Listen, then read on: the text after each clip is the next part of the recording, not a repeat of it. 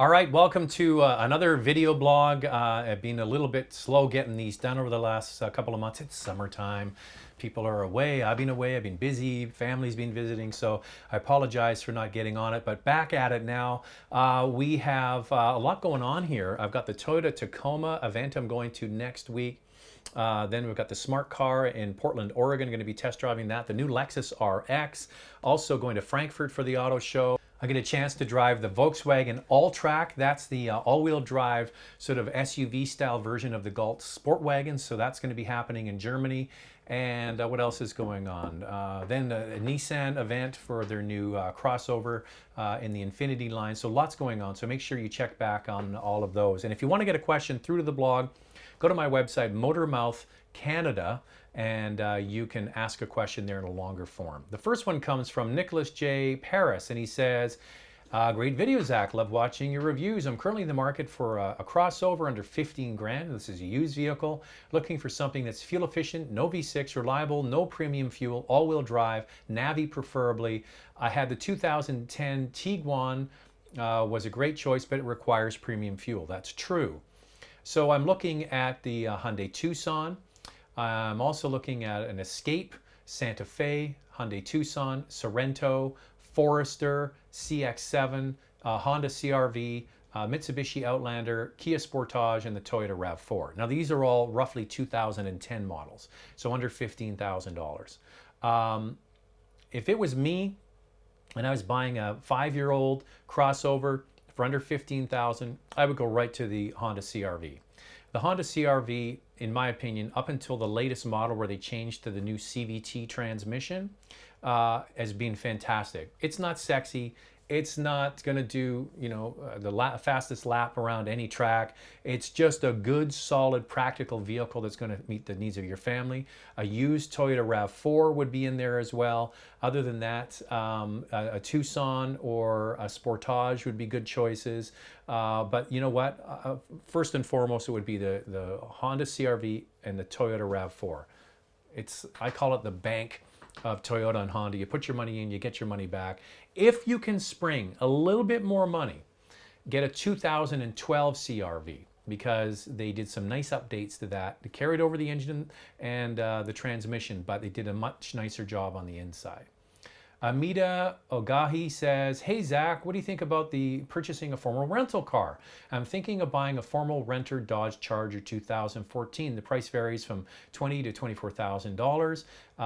And also, can I add navigation myself to the Charger's Uconnect system? Thank you. It's interesting. My cousin was just visiting here from the UK, and he had a Chrysler 200, and it had the big 8.4-inch Uconnect system from Chrysler, and it had the Navi button, but the Navi was disconnected because obviously they want to rent you that stupid Navi thing for $5 or $7 a day when you have navigation on your phone that's free unless you're using data out of the country.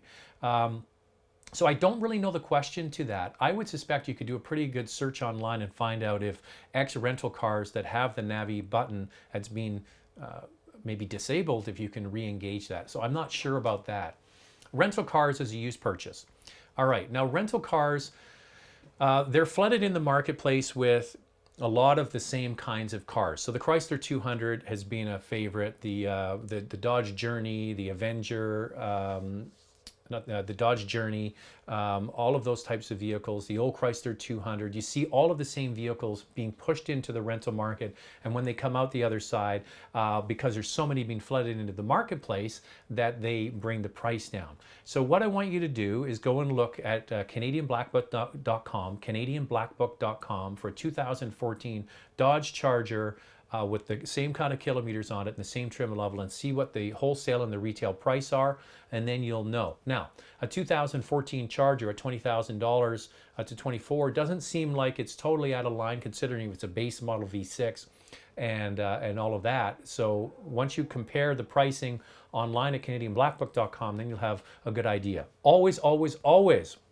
make sure you get the vehicle inspected, Make sure you can do, depending on what province you're in, maybe a car proof report, see if it's been in an accident, all of those sorts of things. But if you can find a really nice used rental car, sometimes you can get some good deals out there. So don't discount it, but go in with your eyes wide open. Do the research, get it inspected, get a car proof report, do your due diligence, and you might be able to get a good deal. Set Up Roy says, love your videos and insight. Watch all your videos.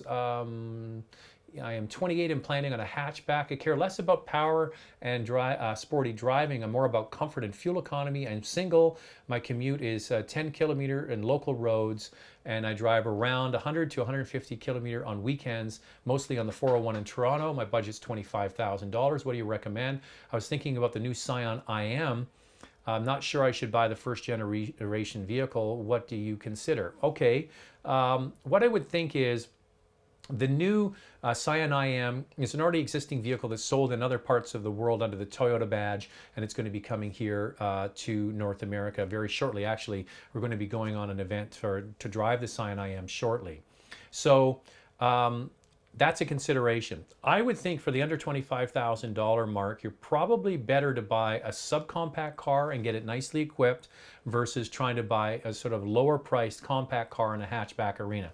If you can afford a Mazda 3, under 25 grand, that would be a fantastic choice, or a base Volkswagen Golf. Golf starts at $19,000, I think, and then you start adding on the features, you get to 25 grand pretty quickly. However, on the other side, if you get a subcompact car and you start adding on all the features, you're going to sort of max out in the low 20s and get a very nicely equipped car. So top subcompact cars would be the Kia Rio, the Ford Fiesta, the new Honda Fit, the new Mazda 2. They're all fantastic choices, and when you get them nicely equipped, you're going to get up to that $25,000 mark, and all of them are going to be very nice cars to drive. At the top of my list, for value, is the Kia Rio. The Ford Fiesta is a great little car to drive. Every time I drive the Fiesta, I love it. And the two new ones, the Mazda 2 and the Honda Fit, are going to be fantastic choices because they got all the latest new stuff in there. Doug Russell, if you could choose between a Golf TDI Trendline versus a Mazda 3 manual, which would you choose? I'm planning on keeping the car for a long time. I have managed to get the price on both the cars close in range. However, the Mazda does come with a few more options like sunroof, keyless entry. I really like both cars, but I'm not sure about the reliability on the Golf.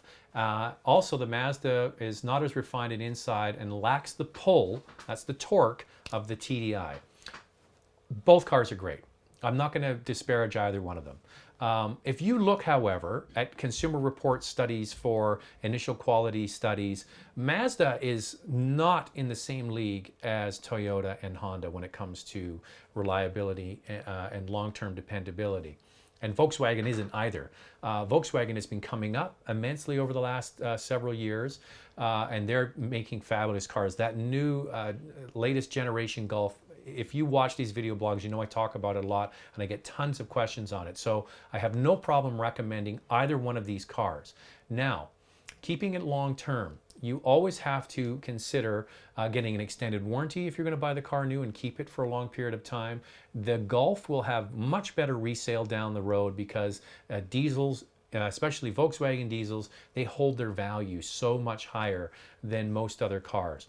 The TDI is going to give you much better fuel economy, and it's going to give you better drivability because of all that torque. But I would suggest if you're going to buy either one of these cars and keep them long term, make sure you keep them under a long-term warranty, especially German cars. Having owned exclusively German cars over the last 20 years, under warranty is never a bad thing. But I have no problem recommending either.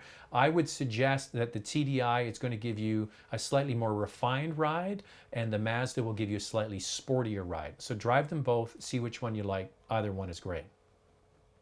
Maverick French says, thanks for all the great reviews. Looking at a Toyota 2015 Toyota 4Runner Limited.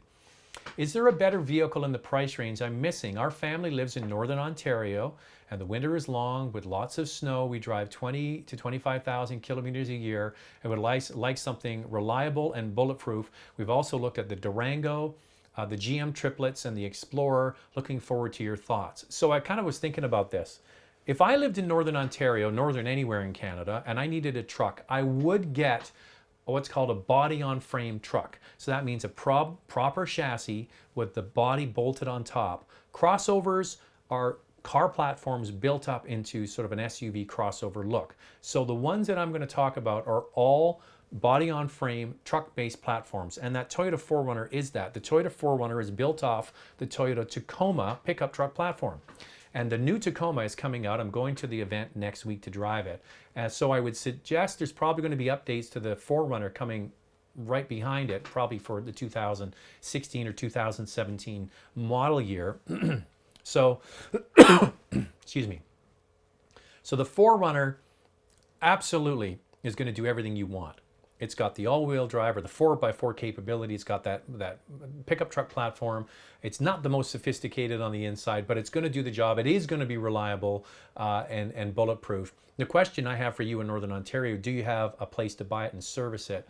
Often in northern parts of our country, it's a lot of the domestic manufacturers do a better job with their dealer network out there. But other vehicles to consider.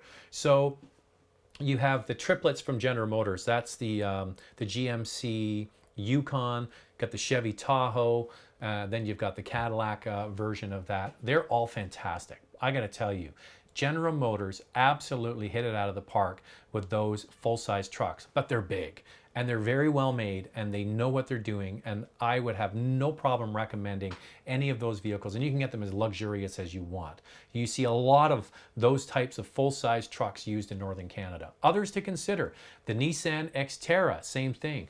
Pickup truck body, pickup truck frame with a body on top, plain and simple on the inside, but it's a purpose-built sort of off-road, rugged and ready vehicle. Bigger alternative would be the Armada. That's built on a pickup truck platform. The Sequoia, same thing from Toyota, and those are all fantastic choices. But if you're looking at that size of vehicle, the Toyota 4Runner is an excellent choice. If you're not in a rush, you might want to see if they're going to be making some changes for the upcoming model year, because the new Tacoma is coming out.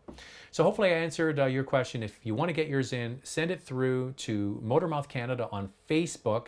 It's the easiest way to do it. Motormouth Canada on Facebook, and get your questions in. That's a long one today. I think I need to go get a coffee or a glass of water or something. I'll speak to you soon. Have a great day.